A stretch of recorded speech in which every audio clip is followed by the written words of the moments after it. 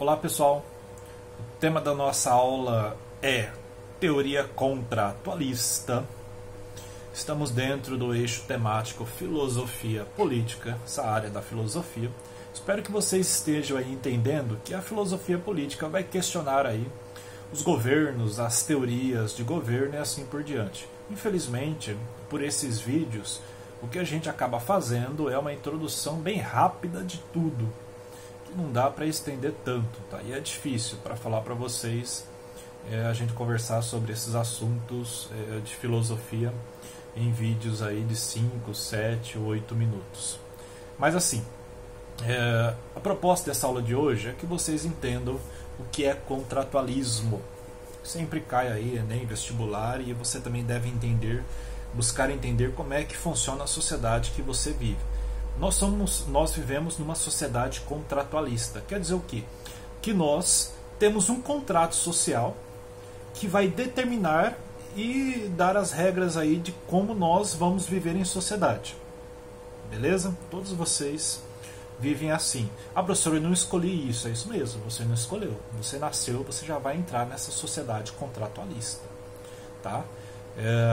Essa sociedade nossa contratualista pressupõe a existência de uma sociedade que não era dessa forma. Essa foi a reflexão feita por 3 filósofos que criaram essa teoria contratualista. Quem são? Thomas Hobbes, Jean-Jacques Rousseau e John Locke. Já escutaram falar muito aí de Locke. Esses 3 filósofos, os 3 concordam que antes da sociedade nossa organizada, a sociedade contratualista, que existe leis e deveres, existia uma sociedade, uma pré-sociedade que que estaria no estado de natureza, viveria que nem os animais, semelhante aos animais. Não teria essas questões de regras, não teria aí essas normas, não teria nada do que nós temos hoje. E essa sociedade, essa vida no estado de natureza, semelhante aí aos animais, levanta 2 questionamentos fundamentais. Primeiro, por que os seres humanos saíram do estado de natureza e entraram nesse estado civil nosso organizado? E a outra pergunta é como os seres humanos saíram desse estado de natureza e entraram nesse estado civil nosso organizado? Beleza, bem rapidamente para vocês entenderem.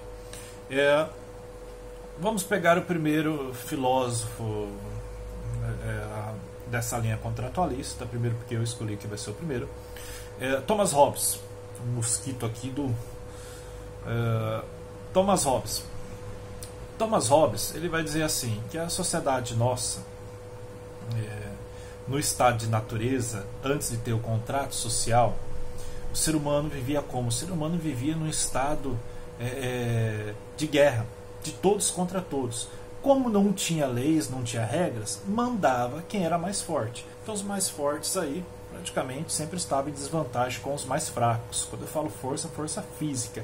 E aí as pessoas mais fracas, cansadas de perder das pessoas mais fortes, acabaram aí se juntando, se organizando, fazendo como se fosse uma gangue, e criando um grupo, e esse grupo defendia as pessoas mais fracas. Unidos, as pessoas fracas aí não tinham como perder das pessoas mais fortes. Mas com essa pré-sociedade sendo montada, foi necessário ter regras, leis, foi necessário aí ter uma forma que fosse regularizar os seres humanos, impedindo aí esse estado de guerra de todos contra todos. Tá? Então essa é a teoria de Hobbes. O homem praticamente era o lobo do próprio homem, essa é a frase dele.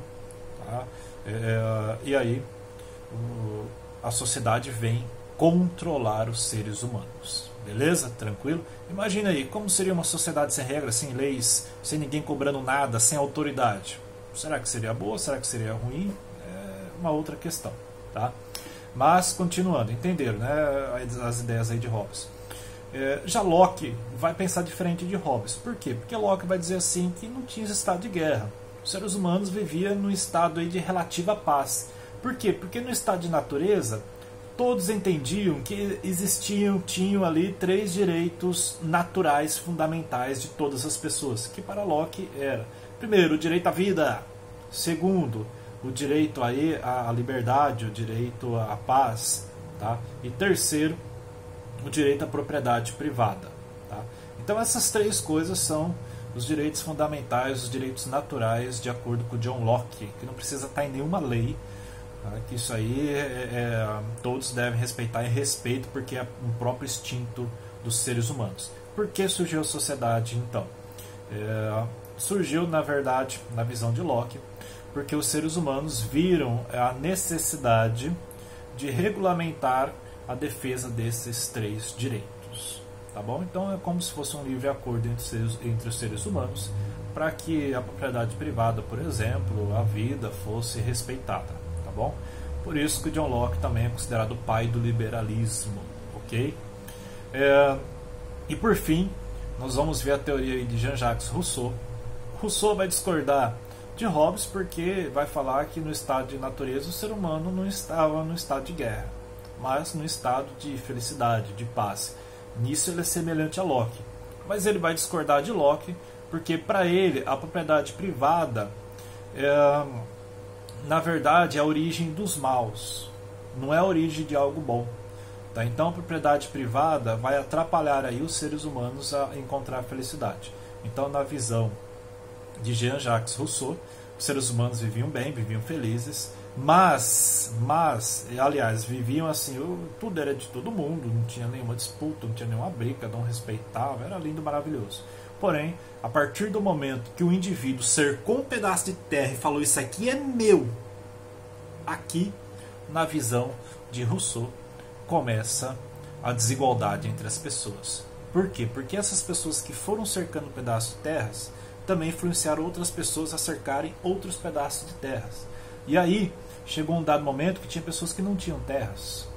E foi necessário fazer o quê? Criar leis, criar aí regras para que impedissem as pessoas que não tinham terras de tomarem daquelas pessoas que tinham.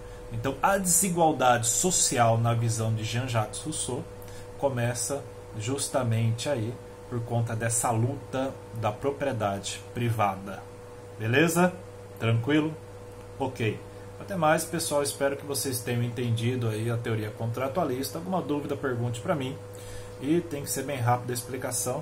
Mas, abraço!